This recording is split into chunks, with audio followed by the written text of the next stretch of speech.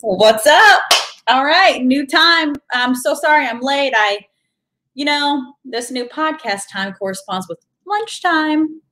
The kids are hungry at lunchtime, right? Okay, so, how are you? Happy Tuesday. I'm so honored to be here. I want to talk to you today about the big V word. Ooh, what is the big V word? Victimhood. Victimhood. Okay, so, the greatest athletes, the most successful people in life, do you know what they're not? They're not fucking victims. We have such a perpetual cycle of victimhood in our society that it's fucking crazy. It overwhelms me and it annoys me. So let's talk about how not to play the victim in life. Because when you start playing the victim, you give away all your power. All your power. But I want to share with you, I'm drinking some kombucha. Have you heard of kombucha? Maybe we should get a sponsorship from some kombucha. This is good shit. It's really good for you. It resets or it boosts your gut health. So the majority of our immune system is in our gut.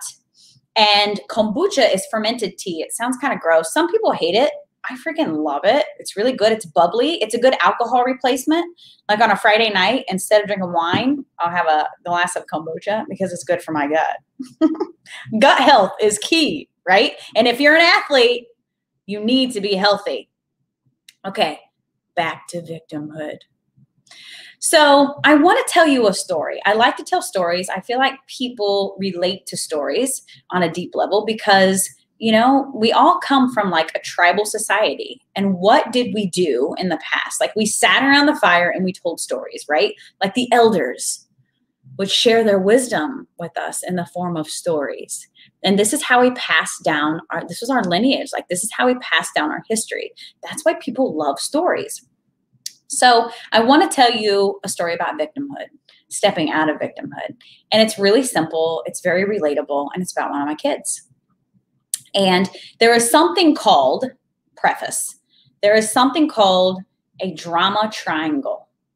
And a drama triangle, if you can become aware of what a drama triangle is, it is a great, great sense of strength and awareness. And you can really, really shift your life.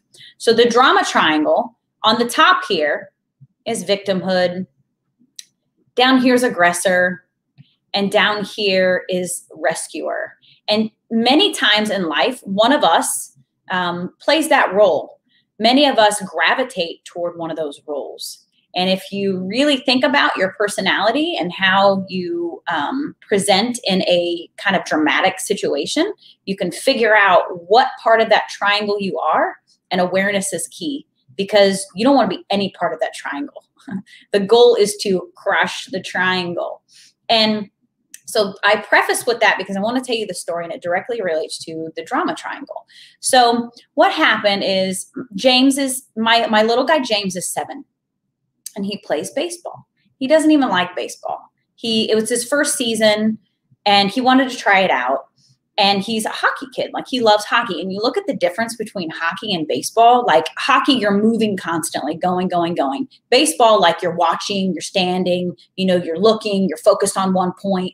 And it's not his personality. He's like a soccer, hockey, football, constant movement kind of kid. And so what happened is he was in the car with his dad. And his dad and I are divorced, so we parent separately. His dad had him for the weekend. So he's in the car with his dad and they're on their way home. He had been swimming all day and his dad, I think, maybe thought he was asleep in the back seat. And so his dad is talking to his sisters about baseball and about the all-star team. And I guess there were 3 kids chosen for the all-star team. And James was not one of them. And so he he was telling the girls about this. Just going to breathe for a minute. James came in and was bawling, like walked in, started crying immediately. His sister, who's 14, cradled him, put him in her lap. He was crying, weeping. And I'm like, what's going on? What is wrong? And he's like, I didn't make the all-star team. And so I had a choice. We could feed into the effing drama triangle, or we could like learn something from the situation. Because my immediate reaction as a mom, like Mama Bear, was like, why did he run his mouth? Like, why did his dad even say that in the car? Right. And so that puts me at like rescuer, right? Like I wanted to be the rescuer. Like, and so I could have been like, dude, what the fuck? Why did he even say that? But I wasn't going to do that, because there's a reason why James heard that conversation. It's not terrible that he knew he wasn't on the all-star team, and I don't have to kick into Mother Bear. I can just sit back, let it be, and value the lesson in it, right? And so we're sitting there.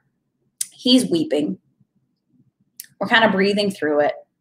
And I'm saying to him, my immediate reaction was kind of like, you don't even like baseball. Like, why are you crying? You don't even like baseball. Well, that's not okay either. Like, he's allowed to have the feelings, you know, like not getting picked sucks, right? You've been there, or being picked last sucks too. And so we sat there and I just allowed him to feel the emotion, right? It's very important. A lot of times, especially with boys, we have a tendency to want to tell them to like suck it up. Don't cry. Boys don't cry. Be a man. Be tough. Grow some balls. That's bullshit. We need to allow our children to feel emotion and to express emotion, because when we don't allow our children to feel and express emotion, they lack the empathy that they need, and they store that emotion in their body, and they grow up and they're kind of fucked up adults like us, right? So it's very important that we allow our boys to cry. Like if they need to cry, let them cry. It's called being human. Men cry. Do you know who cries? Healthy men cry. Unhealthy men refuse to cry. I'm not judging you. I'm not judging you if you're not a man who cries, but I'm telling you that there is a physiological need for our bodies to cry. It is a release. It is a way that our brain makes sense of the world around us, and the release of tears is an actual healing process. And so like really the old mom in me, because I'm kind of like tough mom, you know, I'm like, suck it up. We got some German in my family, and that's what we do. We suck it up. We pull our bootstraps up. We get shit done. And I was like, don't do that. Don't do that. Let your boy cry. Let your 7-year-old mourn the fact that he did not get picked for the all-star team. It's okay. And so, you know, we're just loving him and giving him, all kids want is empathy. That's all they want. That's all they need. They don't need you to put them in a room and shower them with rose petals. They don't need a fucking ceremony. All they need is for you to empathize with them, even if it doesn't make sense. Like I have a teenager, and sometimes the shit that she's upset about, I'm like, so stupid. No, it's not. It's relative. It is all relative, right? Because we're all operating from a different space. Like little kids are in a different reality than we are. When the toy falls, the annoying ass toy from McDonald's that you've stepped on a million times, it falls and breaks and the kid cries about the toy, like it's a big deal to them. And so we just empathize and we hold space for them and we love them and we serve them in that way. We serve them in that way and we help them to grow up to be healthy adults when we just empathize with them. That's all it takes. Okay, so back to this specific situation. So James is sitting there crying, and he's crying, like he's bawling, like, and he's still crying. And I'm kind of like, okay, dude, let's like move this emotion. I'm saying this in my head, not out loud. I'm thinking this. I'm like, okay, that's not appropriate either, Monica. So we're just letting him feel this emotion. And I thought, okay. Then he started talking about how he thought it was not fair because he thought he was better than one of the other kids on the team. I was like, okay, well, how do I deal with this? Like, because I kind of think the other kid was better than James, but I'm not going to say that to him. And it's perspective, right? He has a right to hold his own perspective. He has a right to feel that he is better than that other kid. And it's natural. It really is natural for us to compare ourselves to the people around us, because this is what we're taught growing up. Think about it. We're always taught to compare ourselves. And I thought, okay, how can we just like move this emotion through him and let him just be done with it and let him feel validated and let his body feel that I empathize and understand the fact that I validate the fact that he feels he is a better player than the other kid. And damn it, it's not fair. And really, it's his reality. If he doesn't feel that it's unfair, it's unfair, right? Okay, so this is what we do. We get up and we move our body. Something to know is that stress and emotion is stored in your joints. So a really cool tool when your kid is upset and they just kind of can't get their shit together is to get them up, take them outside, let them stand on the earth and get grounded, because the earth has a frequency that will ground us. To go outside and like shake their joints, like wiggle your fingers. So I had him shake his joints. I had him shake his wrist, shake his elbows, move his shoulders and like move his hips around, shake his feet out, wiggle his toes. And that really helped to move some of that emotion out. And then I let him pretend like I was the coach. And he told the coach, it's not fair. And this is not a practice that we want to go down the rabbit hole with, right? This is not something that we want to keep going and going. Like, this is like a pretend practice to like allow him to move out of his body and be done with the feeling of unfairness. And it worked. And so I allowed him to kind of scream and yell a little bit and let his aggression and his frustration and to unpack the victimhood, so that we could have a logical conversation about what had happened. And so he screamed, it's not fair. I feel like I'm better than that boy. It's not fair that you chose him when I'm just as good. I want to be on the all-star team. Okay, so he spoke those words. He spoke his truth, because that is his truth, and I honor that. And then he let it go. And I could even see, have you ever watched someone who is relieving their stress, like their shoulders drop and they get this like lightness about them? And I could see that in him. So that simple process of moving his body, releasing energy from his joints, screaming a little bit, allowed him to unpack the emotion. Okay, but then we move on, because we're not going to stay in that space all day, because it doesn't serve us to stay in that space all day. But using the tools to allow your kids to move that emotion through allows them to be in a different emotional frequency, a different emotional space, so that you can have a logical conversation with them. Because you cannot get there from there. Right? So if you're angry, you can't get from angry to not angry. Like, you can't make that leap. You have to transition. Okay. And so, and moving our body, using our words, letting it go, then I could see in him, I could see and feel energetically in him that he was in a better space, and that now he could receive from me a different emotion. We could have a good conversation about what had happened. And this is what we did. We talked about how it's his first season, right? So I'm pointing out all of the logical concepts, logical aspects of why he was not put on the all-star team, to help him like wrap his brain around it. It was his first season, okay? There are a lot of other kids that have been playing a lot longer. He doesn't even like baseball. You don't even like baseball, dude. It was like, and the thing is, when he was crying before, he couldn't receive that from me. You don't like baseball. He could not, his brain would not let that concept in, because he was so upset. His emotional state was so far from a logical statement. And so I said, you don't even like baseball. And he was like, yeah, I guess you're right. And so it's so important to like help our kids move through the emotion before you have that logical conversation with them, because they're not going to receive it. And so I was really proud of me, and I was really proud of him, because he was able to receive it. Now let's go back to the drama triangle. Remember, we've got aggressor up here, Down here, we've got victim up here, aggressor down here, and rescuer down here. And so what could have happened in this situation is, okay, really, we're going to call dad aggressor because he's the one who divulged the information. And I'm not judging him. It's not a big deal, whatever. It was a learning, teaching moment for all of us. Aggressor being that he's the one who allowed James to receive the information that he was not going to be on the all-star team. He thought James was asleep. If you're just now joining us, he thought James was asleep and he was running his mouth in the car. James was not asleep and James heard it. And I kind of thought there was no reason for him to know he didn't make the all-star team. He's fucking 7, but again, it was a teachable moment. Aggressor, victim was James. James went into victimhood in more than one way. I didn't make the team. I'm a victim. Oh, pity me. Why didn't I make the team? Right? So he's the victim. And he's also the victim of receiving the information from his dad. My dad told me I didn't make the team. Why did he tell me then? Why wouldn't he have waited? Why would he have told me at all?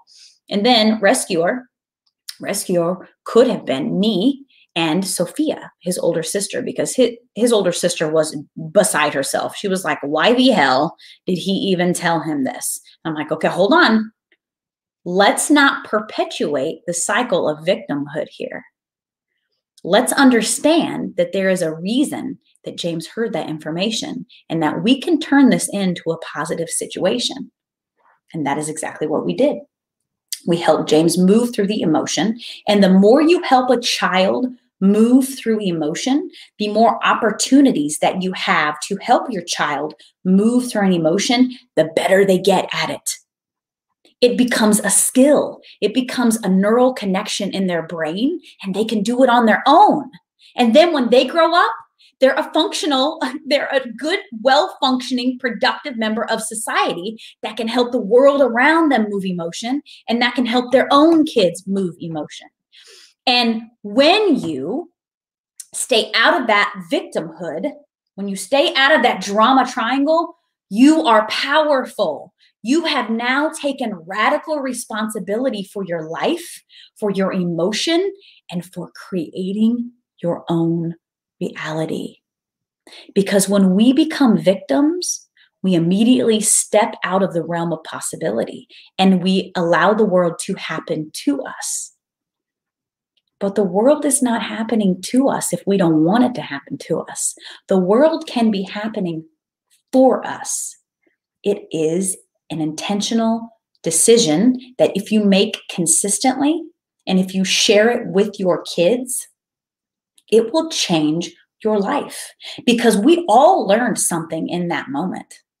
We all did, because I was going to be the victim too. I was going to be the victim and or the rescuer. You can play more than one role in that triangle, right? Because my first reaction was anger. I was pissed off at his dad for allowing him to have the information at that moment. And I was sad to see my son crying. And I just wanted to scoop him up and cuddle him and tell him it's okay. The world's happening to you. I'm so sorry you're a victim. But I didn't do that because I knew it wasn't going to serve him. And so awareness is key, making intentional decisions and sharing that with our children. Like, I love to talk about my children. I love to talk to my children about my thought process. The best thing you can do for your kids when you are aware and being intentional about the decisions that you are making is to share with them why you are making the decisions you are making. We didn't come here to rule our children. We came here to learn from them. We're co-creating. We're in a learning partnership with them. And so when you make it about, go clean your room, okay, why the fuck are you making me clean my room? I don't want to clean my room. I want to play video games. I want to go outside. Well, there's a reason, right? There are multiple reasons why you want your kid to clean their room. And so talk to them about it. Tell them why, empower them, show them the importance of taking radical responsibility for their space, because your space is an indication of your inward state, right? I need to clean my house. Okay, I hope that makes sense. Please, I have comments. Oh, hell no. Katie Garcia. Oh, shoot. Hi, Katie. Okay. If you have questions, post them in the comments. I would love to know your questions. If you have, there are topics you want me to cover, yo, tell me. I am here to serve. I want to know how I can support you, how I can love you. Have an amazing day. So I'm on now at 12:30 every day for about a half hour. And I freaking love you. I hope you carry this vibration with you for the rest of the day. And I'm here to remind you every single damn time that you are a unique frequency. A unique frequency. There is freaking nobody like you. Nobody in the universe is like you. They never will be. There never will be. So like, take your gift and share it with the world, because you owe it to yourself and you owe it to the world. I love you so much. Have an absolutely amazing, amazing day. Bye-bye.